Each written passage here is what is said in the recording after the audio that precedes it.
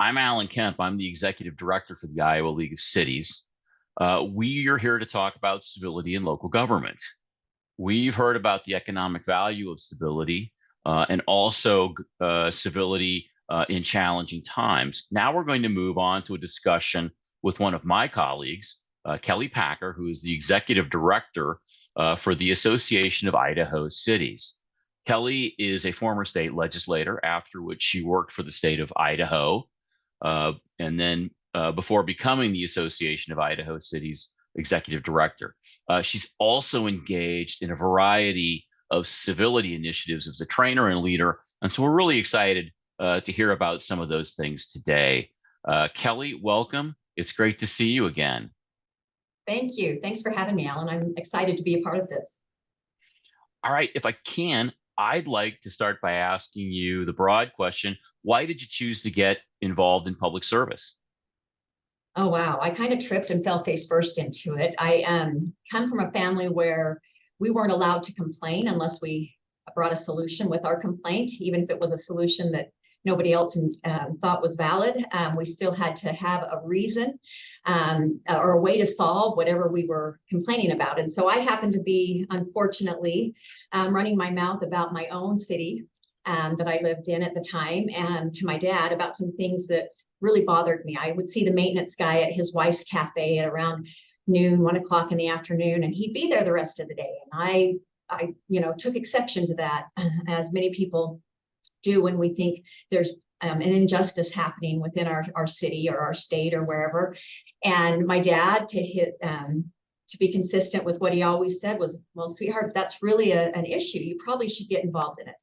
And this was really probably my first major spotlight on my own failure with civil discourse. I wasn't running my mouth around town, but I was within my family, and I was not seeking to understand the way I should. So I was like, I'm going to do it. And so I ran for a city council seat in my city, and won my race. And as all of the elected officials on this call, well, and probably anyone that has worked with that within that realm knows, you get elected in November, and then you get sworn into office and actually take your seat and start your responsibilities that first part of the next year. And so I won my election and was excited about sitting on the council seat for my city. And my dad at Thanksgiving said, sweetheart, I'm really proud of you. Just a little piece of advice. You may want to ask a few questions before you get in there and start solving all their problems. I thought, yeah, it's a respectable thing to do, right? And so when it came to that part of the agenda where the council members got to ask any questions they had or present some information that they thought was important to the meeting, I asked about the scheduling for employees that the city, how the city managed that. And I remember the mayor at the time said, well, we try to avoid overtime at all costs. And I told myself in my mind, please don't react, because I thought, well, that shouldn't be hard, right? And I said, well, can you elaborate on that a little bit? Because I really want to understand. I mean, it was the whole reason why I even ran. And he said, well, we get a lot of complaints in City Hall that our maintenance guy is down at his wife's cafe at odd hours and for long lengths of time. But what people don't understand is that same gentleman was up at 3 or 4 in the morning plowing the roads so people could get to work. Or he worked until all hours of the night trying to fix a water line or a sewer line or, insert X. And he said, and so what we do when they hit that 8 hours a day is we look at the priority list and see if those things that are on there can be pushed to the next day or down the road so that we're not incurring overtime. And we let that employee go home and or, wherever he'd like to go and come back the next day to tackle that list without incurring that extra cost for taxpayers. And I thought to myself, well, that's a really smart way to handle things. And now I'm here for what, another 4 years, right? Had I just taken the time to understand, if I'd been willing to ask some questions, if I hadn't been so indignant that I paid this gentleman's salary, which was probably 1/10 of 1%, then maybe I wouldn't have been here. But I'm so glad that I did, because not only did I learn a really good lesson about what we perceive not necessarily always being the case, but I also had the opportunity to serve my community and learn a lot of wonderful things and help with some positive changes to our community. And so kind of a twofold blessing that it turned out that way. But that's how I got involved in politics in the first place. All right. And so that's a great lesson, I think, that a lot of local elected officials learn somewhat early in their career. Thanks for that. So why did you get involved with civility issues or feel the call to pursue civility? Well, after serving for 2 terms as a city council member, I actually decided to run for the state legislature in Idaho, and was honored and blessed to be given the trust of actually being able to fill one of those seats. And the first couple of years, well, I first was engaged at the state level in 2013 when the Affordable Care Act had been passed and states were wrestling with the state exchange or federal exchange, that health insurance exchange discussion. And as a freshman, I was involved with 13 others of newly elected freshmen to actually design Idaho's solution to that discussion. And it was very volatile, very controversial and divisive. And so the following years, 14, 15, it really just seemed to start that tide here in Idaho of frustration, anger, and not collaborating the way we should for thoughtful policy. And we were blessed at the time. Our speaker and pro tem speaker, Scott Bedke, and pro tem Brent Hill, actually decided to bring the National Institute for Civil Discourse to Idaho to give our entire legislature a civility training. And it was a phenomenal experience. And one that really resonated with me. So I reached out to NICD and asked if I could also become a facilitator, a civility trainer, to help encourage these same discussions across the US, and was blessed to be accepted into that group and have done that since 2017. I've been able to train from Minnesota to Kansas to Georgia to Alaska to Boston. I mean, it's just been amazing to be able to go and have these conversations with other elected officials, and to also now be able to help encourage them to have those same conversations for city and county officials as well. All right. So as we can see, you're involved with several groups in the area of civility. Can you highlight some of the national initiatives or programs that you successfully promoted or used to promote civility in communities? Sure. The main one is the next generation arm of NICD. So the National Institute for Civil Discourse was started by Congresswoman Gabby Gifford after the shooting in Arizona. And it has several different arms to it. And the next generation is one arm of that organization that actually promotes civility training at the state level, trying to create a positive civil next generation for Congress, right? Those that potentially will go from the state level into the federal level. They are now starting to open that up to locals, as I've tried to help foster that development, because they said you really need to start at the city level and the county level, because many of those go into the state and so forth. And the more that we can have this training, the better. So that's really the main national one. I've also teamed up with our state representatives for Braver Angels, which is a national initiative and a phenomenal organization. I recommend people get to know both of those groups if they are truly interested in this civil discourse discussion. A couple of things that I've also done on my own here in our own state, because things weren't resonating the way I was hoping they would here, is I developed a show called In Search of Civility that is aired April through October, the third Monday of each month, with business leaders and elected officials and so forth, where we actually highlight some of the topics that were most controversial during our state legislative session each year. And we bring both reds and blues, Democrats and Republicans, or opposing representatives on those topics to come on our show and model how to have those hard conversations. And it's been a phenomenal success. It's been a really great learning experience, even for myself. And then I've also developed my own civility training that I do across our state, as well as in other jurisdictions. In fact, I'm going to Alaska next week to help with their legislative training in that arena. All right. That's excellent. So, based on all this of your involvement, maybe talk a little bit about, a couple of the key takeaway or outcomes that you've seen in the area of civility that local officials could use.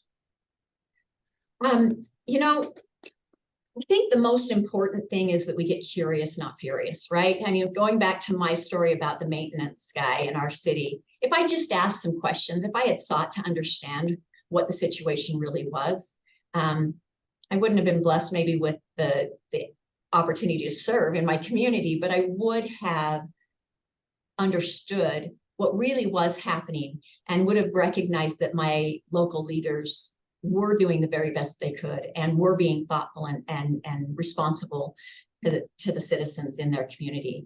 And I think that's a key component. In fact, that snippet, curious versus furious, is something I learned in one of my In Search of Civility podcasts. We had our then Deputy Attorney General Brian Kane on about a certain issue with some others, and he said that is something that he tries to remind himself, because we're human, we're going to get triggered, right? We're passionate about a variety of things, and sometimes our personalities don't mesh with everyone. And so there are going to be times when we can feel ourselves starting to get angry in any given situation. And so if we can take a moment to take a deep breath and not necessarily count to 10, but just remind ourselves to get curious and not furious and ask those questions, then the situation will be better and we will be better. It's really, that's really the most basic thing. And seeking to understand and getting to know each other is critical. That's one of the things that we do with our next gen training, as well as what I do with my personal civility training, is helping the room recognize each other as humans and see in each other similarities and connections that make sense, because it's really hard to be mean to or to hate someone you know, or at least someone you understand better. That's correct. So let me ask you this: what's your favorite success story of where a civility training or an initiative has made a significant difference? I've had a bunch. So this one was a hard one for me, Alan, when you and I were talking about some of the things we might discuss here today. One of the first ones for me was at the Kansas City legislative training that I was involved in a couple of years ago, where we had brought a group together of both Republicans and Democrats. And we do what's called a personal journey, where people just share a small snippet of their life that help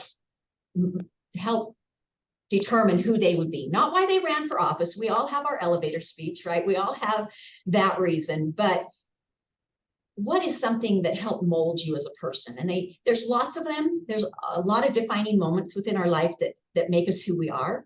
But they take that one example and they write it out in a summary and put it on the wall, and then everyone gets up and reads them and sees what's kind of in the room. Nobody puts their name, they're anonymous. And then we come back together, people grab their sticky note off the wall and they sit back down.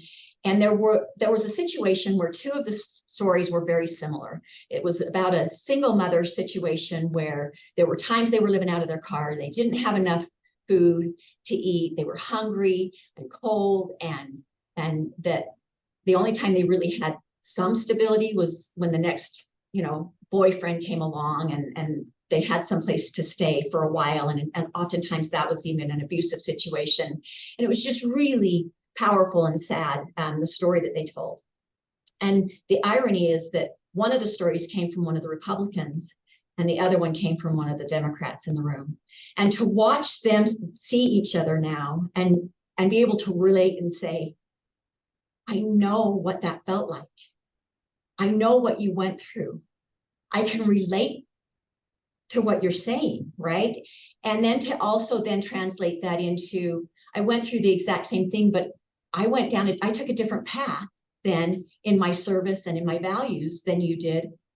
But that doesn't minimize your experience and now where you're at, right? It's still part of you. And I get you. And I watched them connect. And then they sat together at lunchtime and talked and became friends. And I followed up with them a year or two later, and they were still friends. Their values didn't change. They still were who they were, but they now understood a part of each other that was binding, and it helped them then be able to have conversations about policy that transitioned into better results. It was really, really cool to watch, really powerful. And I had a similar one with Boston Municipality recently that was also very powerful, where you watch those walls just come down. Very cool. Yeah, that ability to relate and empathize is so critical to civility. So, what emerging trends or future directions do you see in the field of civility training and initiatives? What's happening in the future?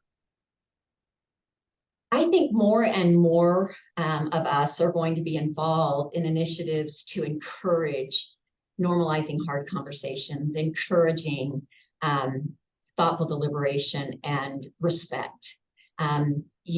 There's a lot of organizations out there. I know that, for example, our one of our major universities here, the Boise State University, has recently convened a panel called The Art of Listening.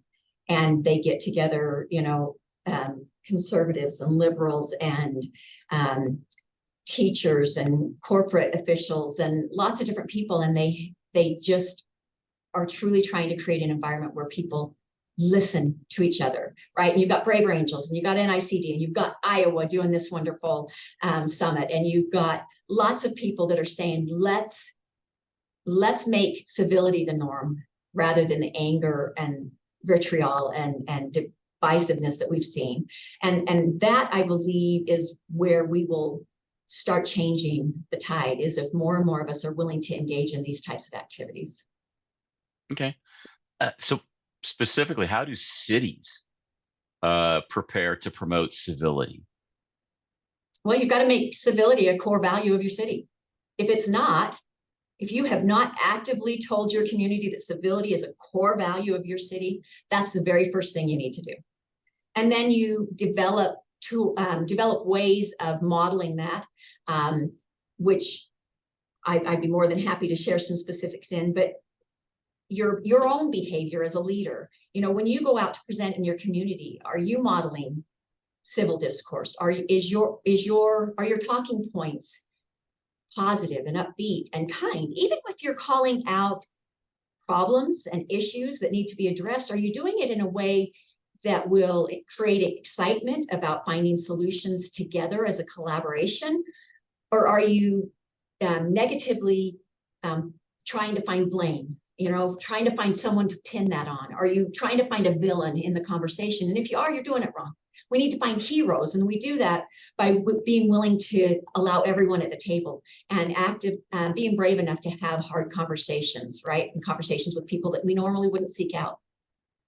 Okay, I like that concept of establishing the values for the community. And so, if I was to, if I'm a city official, and I've done that, and that's my initial first step. What's next on the roadmap to civility? What other things do I need to be looking at once I've set those values to really achieve a greater civility, not only with my organization, but within the community? I'm really glad that you asked this question. This is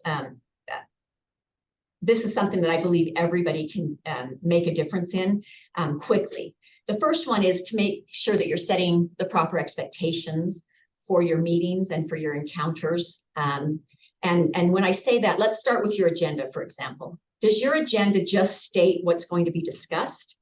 Or does it give enough information that people know whether they'll be able to testify or not? Do they know when you're going to go into executive session? And if they do, are you planning that executive session even in a thoughtful way where people's time isn't wasted? For example, if you know you're going to go into executive session, do it at the beginning of your meeting so people can come later and stay through the rest, or do it at the end, letting people know that the only thing that's going to happen afterwards is you may come out and make a quick vote on what was discussed, right? So they can go home and find out later. People aren't being sent to their cars to just sit and wait, right?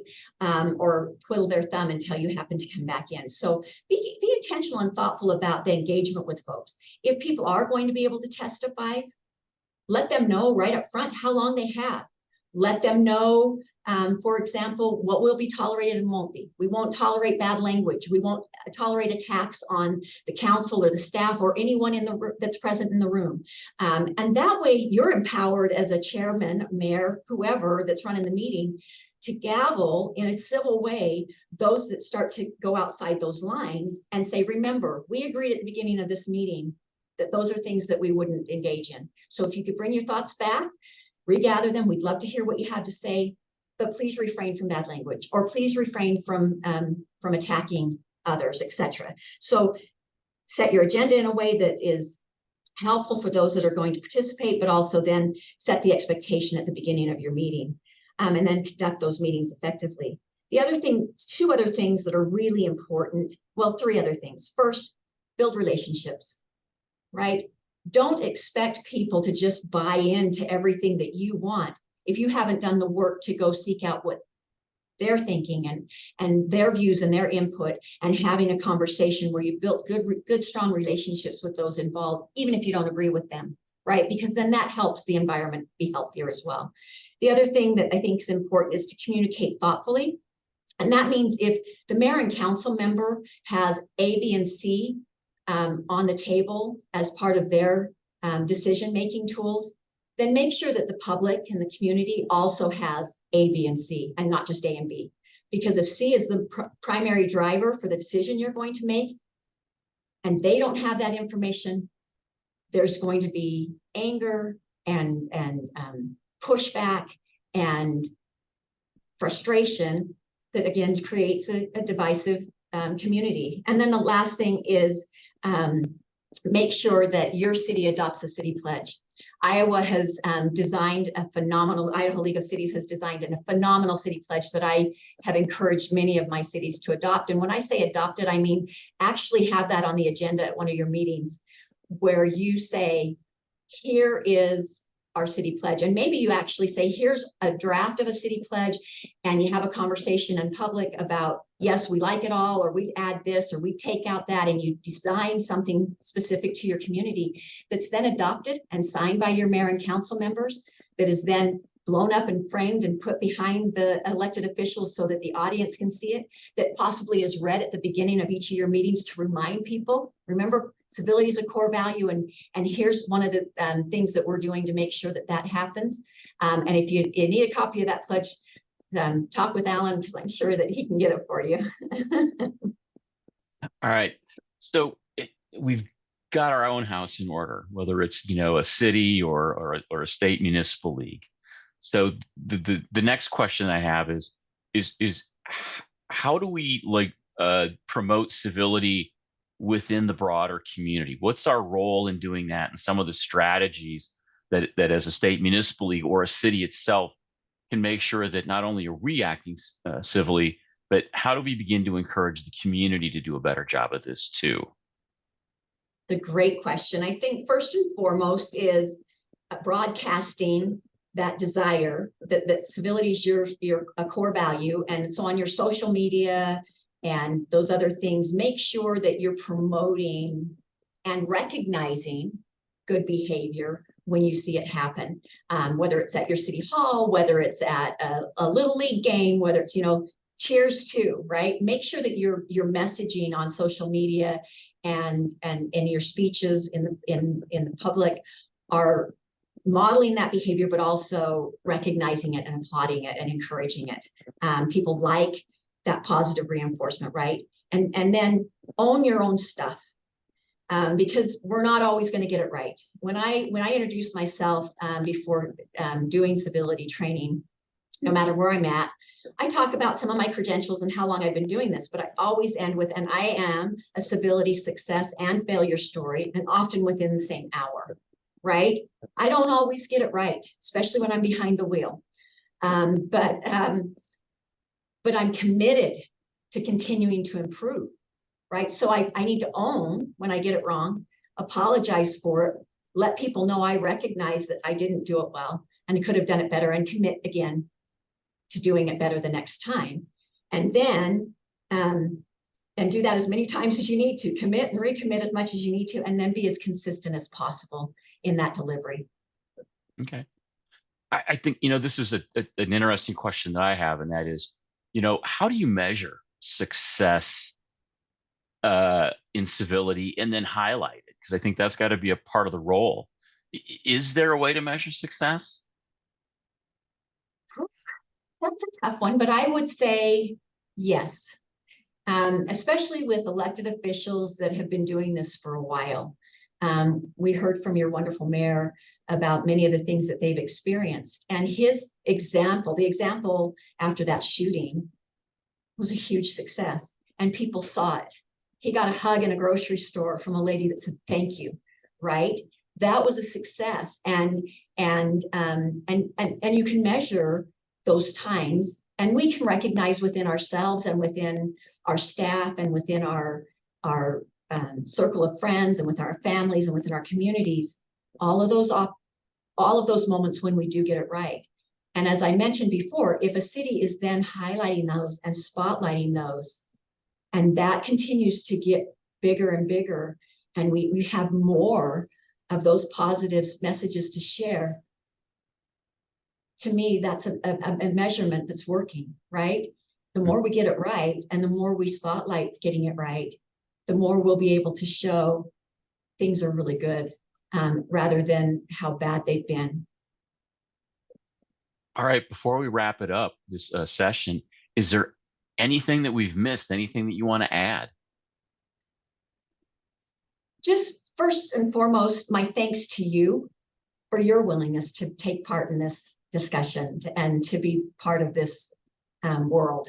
The more of us that will encourage these kinds of conversations and be willing to step out on that limb and say, "Okay, we can do better, folks," the better off we'll be. And so I applaud you and your organization and all that have taken part today in doing this. And thank you so much for letting me be part. And then I would just add that if there's ever any time I can be of service or help to anybody that might be listening today in this arena, please know that I'm here and I'm more than glad to help in any way I can. This is important and we can't stop. All right, thank you, Kelley. I really, really appreciate it, and I thank you so much for taking the time to join me today. The work that you're doing has been just incredibly helpful, not only to your state but also on a national stage. And I know that your members really appreciate the work that you do.